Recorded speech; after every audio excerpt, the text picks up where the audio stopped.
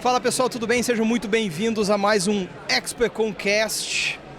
E hoje nós estamos aqui com meu amigo, parceiro, brother, camarada de longa data, Nicolas, para falar um pouquinho sobre a experiência de conversa, do que acontece depois do clique de compra, né? Então, a gente brinca muito que no passado o esforço estava em fazer a conversão, mas para quem está no e-commerce sabe que a brincadeira começa depois disso, né? Então, a gente vai falar um pouco de jornada de entrega, experiência de logística, satisfação do cliente, que impacta na recompra. Nicolas Nascimento, então CSO da Social. Não vou apresentar a Social, vou deixar que tu fale um pouquinho o que é Social, o que faz, o que deixa de fazer, mas uma empresa muito consolidada, líder no mercado de fulfillment, de full commerce. Nicolas, apresenta a Social melhor que eu, cara.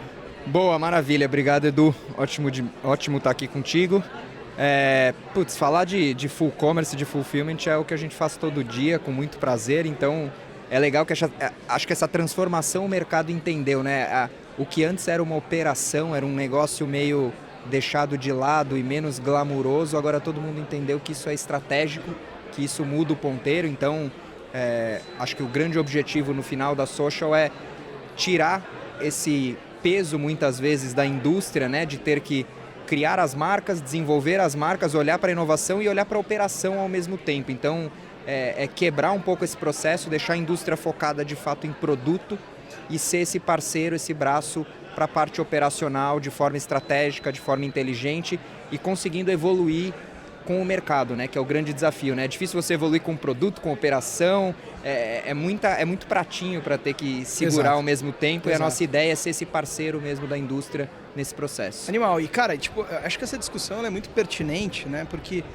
a gente vai falar de fulfillment e isso, acho que o consumidor, né? Ele aprendeu o quão importante é essa agilidade, tanto no processo de... Quando a gente fala de impactar a venda, talvez não seja na experiência na primeira venda, mas na recompra e na sequência dessa relação é uma peça fundamental, né? Então antes, como tu falou, a operação logística ela era vista como um custo, aquele cara no lado, e hoje ele passou a influenciar diretamente a decisão de compra, né? Então, e aqui eu vou fazer um disclaimer, se a gente olhar o mercado de digital no Brasil, onde a gente tem uma concentração perto de 70% na mão de 3 ou 4 principais players de mercado, e que hoje a gente não está falando de uma briga por produto, porque o tênis e o televisor é o mesmo em qualquer um dos sites que a gente venha comprar. O diferencial está na experiência de entrega, na agilidade. E já pegando esse gancho, cara, como é que tu consegue dizer, ou vocês da Social conseguem tangibilizar essa parte da entrega rápida, eficiência, como um diferencial na experiência da marca na relação com o consumidor? Boa, acho que o primeiro ponto importante que vale a gente colocar e cada vez ele está mais em pauta é você estar perto do teu cliente. Então a gente tem falado muito com a turma aqui, tem operações muito consolidadas de 15, 20, 30 anos aqui no Rio Grande do Sul, que cada vez mais a gente está dizendo, cara, é desafiador. Tu vai entregar para São Paulo, que muitas vezes é 40%, 50% do teu volume, entregar em 5 dias, em 7 dias, não dá mais. Não dá mais, o consumidor não espera mais. No B2B você ainda consegue fazer ali uma entrega agendada, ainda talvez funcione, mas no B2C isso não funciona. Então, é um olhar que você tem que ter múltiplos CDs, você precisa estar em São Paulo, você precisa estar no Nordeste, você tem que estar espalhado no Brasil para você gerar essa experiência. E isso é custo no final do dia, né? O custo de frete de última milha, ele é um custo que cada vez mais caro, então você pega um momento agora ali de guerra, com petróleo explodindo, cara, o custo de frete é na veia. Total. É na veia, então o cara que está perto ali hoje com custo menor, ele vai conseguir ter um P&L mais saudável no final do dia. E acho que esse ponto que tu trouxe é bem importante, né? A gente está falando aqui do evento de Porto Alegre, né? Vai ter as outras 8 capitais. E eu, como sou gaúcho, sei o quão difícil para a gente essa perna logística, né? Estarmos longe. Então, acho que tu trouxe um ponto importante, porque a gente traz a importância do tempo de entrega na tomada de decisão e no relacionamento, né? Então, quando a gente fala desse ecossistema, depois que a compra está feita, tem todo motorzinho, uma série de engrenagens que são invisíveis na percepção do usuário, né? Então, quando a gente fala dessa parte daquilo que não vê, né? Porque todo mundo sabe da geração de demanda, do search box, do carrinho, checkout, paguei, tá aí agora. Tem uma operação que, aos olhos do consumidor, cara, eu comprei às 6 da tarde e o cara às 8 da manhã na minha casa, né? Então, olhando sobre esse prisma, quais são os pontos principais que tu entende, Nicolas, na operação, que devem estar estruturados, uma operação de fulfillment, de atendimento, para que isso seja pleno, tá? Você começa ali por... E é um negócio muito doido, né? A gente está nesse mercado há algum tempo, então para nós parece trivial, mas quando a gente fala assim, ter um WMS, ter um processo automatizado, cara, tem indústrias gigantescas ali que o cara ainda não tem um WMS, ele não tem uma estrutura. E aí o que é importante? Então, o processo automatizado, ele te garante também um outro item fundamental, que é a acuracidade de estoque. Perfeito. Então você tem, de fato, um pedido e um estoque disponível. Então era muito comum, e a gente via bastante no nosso mercado há alguns anos atrás. Cara, Black Friday era um show de stockout em tudo que era lugar. Era gente comprando e não recebendo. Então, assim, acho que um dos pontos importantes é, de fato, você ter sistemas hoje, você ter tecnologia para jogar esse jogo. E cada vez mais... nós, por exemplo, temos já um uso ali de inteligência artificial para predição de venda futura, que isso também é cada vez mais desafiador.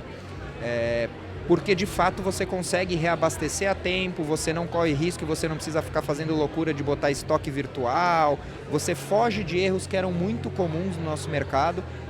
Eu acho que essa é a vantagem de ter um pouco de experiência, de conhecer o mercado, porque erros que eram muito comuns no passado, hoje em dia eles são inaceitáveis. Perfeito. O consumidor não quer mais esse tipo de experiência. Acho que não aceita mais, Não aceita. Mas eu queria pegar um gancho, até pegando no que tu falou, né? Quando a gente fala de integração de sistema, parece muito raso, mas obviamente é impactado. Sistema de roteirização, WMS, um processo eficiente de pick and packing. E acho que um parceiro como a Social, que a gente sabe também que os investimentos em tecnologia, em processo de operação são altos, em galpão. Então, se eu estou uma indústria e tenho a oportunidade de fracionar ou compartilhar esse investimento com uma empresa que já tem essa estrutura e usufruir disso num formato, abre aspas, as a service, onde eu contrato e consigo diluir o que seria um CAPEX dentro de uma linha de OPEX, pode ser uma coisa bem interessante, né?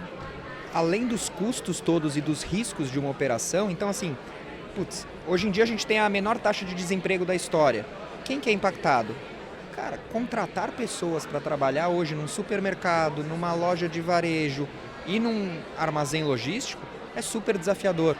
Então você começa a tirar algumas dores e algumas fricções, além desse investimento e toda essa parte de CAPEX que você comentou. E você tem o ganho de escala que eu consigo trazer para os meus clientes, que isso é muito legal. Eu estava conversando com vários aqui hoje, dizendo assim, a partir do momento que você entra no meu armazém, eu tenho 1 metro quadrado negociado baseado em todos os meus contratos hoje com os meus parceiros. Eu tenho hoje um contrato com as transportadoras, eu tenho a melhor tabela de frete com as principais transportadoras do país. Então, isso dá um ganho de escala para uma marca que às vezes não tem uma volumetria tão grande. De novo... É share, né? É compartilhar. É share, e isso atinge o P&L de um jeito fantástico. Você imagina, eu tenho um hub hoje de 15 transportadoras conectadas trabalhando comigo. A maioria dos caras que a gente conversa e que tem uma operação própria, esse cara vai ter 2, 3 parceiros, assim, quando ele não está só trabalhando com correio. Então, a gente ganha em expertise, diluição, compartilhamento, ganho de conhecimento e escala, né? Então, acho que tem uma provocação aqui para a galera que está olhando, de olhar para a sua estrutura e provocar num formato, talvez por falta de desconhecimento ou de acesso, o quanto um parceiro de full, seja fulfillment ou full commerce, pode ajudar nessa jornada, né? Justamente saindo daquela visão velha de logística é custo, porque se eu ganho nos contratos melhores negociados, entrego uma experiência melhor e talvez isso dê elas por elas, dependendo do volume de proporção, acredito que seja possível. Então acho que a gente tem aqui um ganho competitivo. E pegando essa abordagem de ganho competitivo, eu queria ver, na tua visão, qual que são os principais casos que um fulfillment passa a ser um gerador de vantagem competitiva real para a operação de e-commerce. A gente até chama o nosso produto de Digital Fulfillment. Assim, a gente tenta até descolar um pouco, porque o fulfillment padrão, que é aquele fulfillment tradicional que entra caixa fechada e sai caixa fechada, então entra pallet, sai caixa, é muito diferente até do nosso formato. Então, uma das coisas que é muito discutida ali como tendência, que já é uma realidade, é você ter uma customização. de produto. Isso num fulfillment padrão ele é quase impossível. A gente consegue fazer caixa personalizada por marca, por cliente. Eu tenho uma marca, por exemplo, de cosméticos que ela é eco-friendly, que ela é vegana, que ela é cheia de selos e, por exemplo, ela não pode ter nada de plástico envolvido no processo. Por exemplo, a fita. Exato. Então, assim, eu não posso ter AirPad, eu não posso ter plástico bolha, eu não posso ter fita, eu remodelo o meu processo para isso. A gente estava falando agora há pouco com um cliente lá que o produto dele falou, cara, meus produtos são a partir de 100 quilos. Como é que tu vai fazer com isso dentro do teu armazém? A gente tem processos diferentes. Então eu tenho hoje de um rímel, de um batom, de um produtinho super pequeno, que praticamente não pesa nada, a produtos eu tenho produto de 1 a 2 toneladas dentro do meu armazém. Então a gente precisa ter processos e se adaptar, que isso também é um ganho muito interessante. A gente se adapta às diferentes categorias de produto. Então todos os meus processos eles não são engessados. Um fulfillment padrão ele funciona no processo padrão. Você não pode quebrar o processo. Entra na esteira, né? Tem que entrar na esteira exatamente deles. E por isso é a grande vantagem. Assim, uma das coisas que eu até comentei na palestra agora há pouco surge lá um canal novo, TikTok Shop. Cara, é um outro processo, é um outro formato, não é igual ao Mercado Livre, não é igual a Shopee. Tu tem que ter uma flexibilidade operacional que permita você entrar rápido nesses canais e ganhar celeridade para as marcas que operam com a gente. Então, o ganho ele começa no operacional, mas ele tem um ganho de expertise ali que numa operação própria tu vai levar meses para entender como é que funciona o tal do TikTok Shop, e numa operação com parceiro tradicional, esse cara não está nem aí para o TikTok Shop. Ele embalar pedido. Ele não vai perder tempo nisso. Então, o ganho estratégico no processo ele é muito significativo. Às vezes ele parece intangível, e aí acaba entrando muito na discussão custo, mas o estratégico é o que muda o jogo. Eu tive a oportunidade de bater um papo agora há pouco com um cliente nosso de indústria, né, cara? A gente falou sobre essa visão ainda de algumas linhas do PNL ser visto como custo do investimento, e até parabenizei ele pelo trabalho que vem fazendo de incentivar essa virada de jogo, porque a gente sabe que não é do dia para a noite, né? Então, acho que aqui tem uma provocação que, às vezes, por falta de conhecimento do tema, a única métrica de avaliação é custo. Então acho que a gente tem a oportunidade de abrir uma conversa, vamos projetar um pouquinho para frente. Acho que isso dá uma boa base para a minha próxima pergunta, que ela vai no tom do seguinte. A operação ela tem fases diferentes. Eu tenho um momento que eu estou iniciando, eu estou embrionário, daí eu começo a escalar, quando cresce vira mais complexo, tem mais dificuldade. E aí acho que tem uma oportunidade de a gente dividir conhecimento para a turma que está nos assistindo, que é quais são os sinais que eu, como uma indústria, consigo perceber que, tipo, cara, tá na hora de eu profissionalizar esse negócio? O que pra galera que tá assistindo, tipo assim, dei teto, ou eu tenho muita venda em tal lugar, quais são os pontos de, tipo assim, cara, essa é a hora de tu chamar a gente pra mesa pra tomar um café? O negócio tá tão dinâmico que assim, dependendo da indústria, a gente pega, por exemplo, a gente tá vivendo um boom da indústria de suplementos. Tem marcas que a gente tem visto que o cara está fazendo 10, 20 pedidos por dia, isso vira 100 mil em semanas, em meses. Assim, o crescimento é muito rápido, até é difícil capturar. Então tem segmentos que a gente sabe que pela velocidade, inclusive a gente olha para clientes que não necessariamente já estão rodando volumetrias muito grandes, mas a gente sabe que é muito rápido. É questão de tempo. A gente tem quase um playbook de algumas categorias que a gente pode ajudar esse cara a acelerar o processo e a crescer rápido. Então, de fato, assim, o que a gente bate muito na tecla? Por exemplo, a Black Friday começou. O cara que agora não está planejando e não está organizando a Black Friday dele, ele já deveria estar olhando, porque se ele já está, de alguma forma, ali batendo o limite operacional dele hoje em dia, cara, ele vai capotar. Ele vai capotar no segundo semestre. Então, acho que planejamento e olhar ali pelo menos 6 meses para frente é uma das coisas que a gente indica, e não é uma mudança rápida, porque assim, você vai fazer um modelo de operação com a gente, se você vai operar, por exemplo, num modelo de filial, cara, você abriu uma filial, às vezes em outro estado que tu não tem ainda uma filial, se o estado tiver algum processo de incentivo, tu vai pedir o benefício para o governo, até você se organizar, só esse processo você vai perder 45 dias, dependendo do estado, talvez até um pouco mais. Então, não é do dia para a noite, assim. Diferente de outras ferramentas do e-commerce que tu tem um plugin ali, e coloca isso rápido para rodar, é uma mudança estrutural, é uma mudança que a gente sabe que dói. Muitas vezes tu é o dono da empresa, tu está há 25 anos operando dentro de casa. No primeiro momento pode parecer dolorida essa mudança, mas a médio e longo prazo a gente tem certeza que é uma mudança que faz muito sentido e é um movimento, como eu comentei. Cara, ser indústria e ser varejo ao mesmo tempo é muito desafiador. E até mesmo quando a gente olha falando de indústria que tem um know-how, entra pallet, sai pallet, né? Tu entra em picking de tu começa a ter processo de fracionamento que não tá no DNA desse cara, né, velho? Então, eu acho que é muito pertinente isso, né? E a gente percebe, eu tive a oportunidade de estar falando aqui um pouco sobre a evolução de mercado B2B. Cara, o digital muda no varejo, passa uns meses, ele estoura na pressão na indústria, vamos mudar também, né? Então, eu queria falar um pouquinho olhando para frente, né? Obviamente a gente está falando muito de indústria, não especificamente só de modelos B2B, mas também de modelos da turma que faz D2C, da operação da indústria, como tu falou, pegar um gancho do suplemento, que quer fazer uma operação em marketplace, tudo isso tem que transportar, embalar e tudo mais. Mas olhando para frente, assim, vocês que estão na social mais à frente desse negócio, o que tu acha que a gente pode esperar no que respeita a termos de logísticas e fulfillment para e-commerce, olhando para o nosso horizonte futuro aí? Eu acho que, assim, o desafio que todo mundo, e não é só para a gente, não é só para o e-commerce, a entrada de IA no processo é uma das coisas que dita ali o jogo. A gente tem testado, por exemplo, eu comentei a questão da mão de obra é desafiador, dependendo das praças ali, você tem uma dificuldade grande de contratação, então você tem uma robotização que começou a acontecer. A gente nos nossos CDs já temos alguns robôs funcionando ali. Ainda não é a Amazon, ainda não tem aquelas centenas de robôs, mas a gente tem alguns testes rodando porque isso vai acontecer. Esse é o futuro e é um mercado que está mudando rápido.